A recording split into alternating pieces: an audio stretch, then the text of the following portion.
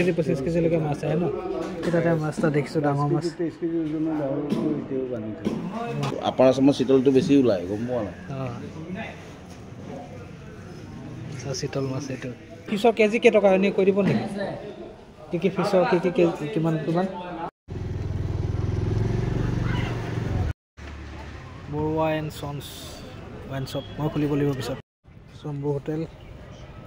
কেকৰা পুল এই public bus stand মাছৰ বজাৰখন চাওঁগৈ যদি অলপ লৈ ল'বা ৰঞ্জনা বন্ধু একেজন লগ পালোঁ এই Tezpur wholesale and retail hygienic fish ডাঙৰ লাগিছে নহয় আগতে কাম কৰিছে লগত এই মোৰ লগৰ ল'ৰা একেলগে কাম কৰোঁ তাৰ লগত ফিছ মাৰ্কেটলৈ গৈ আছোঁ তেজপুৰ ইয়াত মোৰ দাদা এজন আছে নিজৰ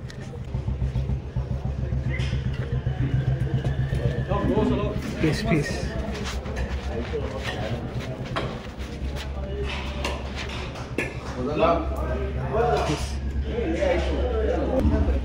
ডাঙৰ ফিছ দেখোন এইবোৰ আছোঁ দিয়ক ক'ৰ মাছ এইটো ব্ৰহ্মপুত্ৰ এইটো হা এইটো অন্ধ্ৰপ্ৰদেশ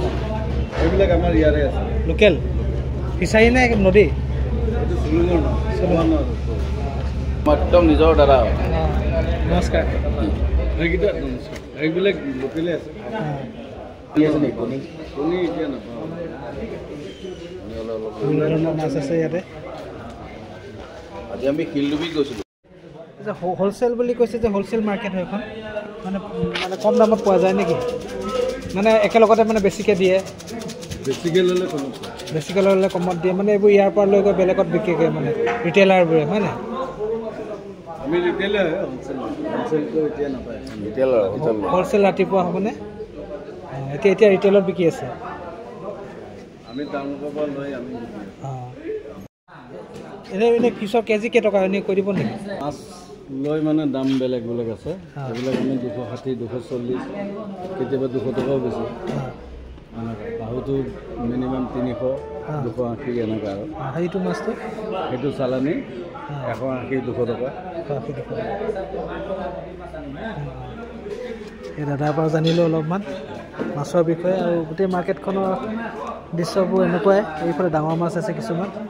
যিমান কৰোঁ মানে জানিবলৈ চেষ্টা কিমান মানুহ আছে ইয়াত গোটেই মাৰ্কেটখন খালী হৈ আছে যে পুৰা মাৰ্কেটত 52খন দোকান আছে 52খন দোকান আছে ৰাতিপুৱা ভৰা থাকে ৰাতিপুৱা বিশেষকৈ হেৰি হয় মানে 7টাৰ পৰা 2টা 2:30লৈকে পুৰা মানুহ আৰু কিমান ডাঙৰ মাছ আহে ইয়াতে ঘৰত কিছুমান আৰু কিমান কেজিলৈকে 20 কেজি 25 কেজিলৈকে মাছ আহে ন